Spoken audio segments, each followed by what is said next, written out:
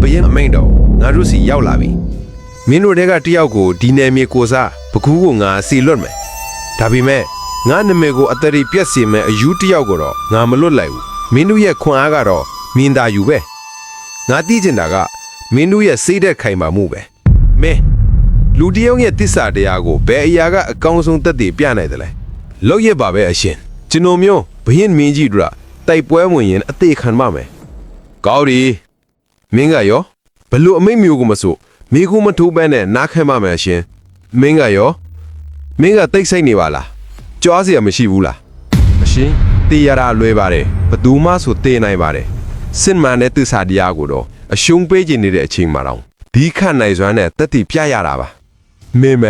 မင်းကိုပဲငါယူမယ်ဘရင်မင်းကြီးတကယ်ဘာကိုရှာနေတယ်ဆိုတာကိုမင်းနားလဲလေကိုပြင်ဆင်ထားတော့မင်းဟာဒီနယ်မြေရဲ့ဂုံတိတ်ခါကိုပကူအထိတဲဆောင်သွားရလိမ့်မယ်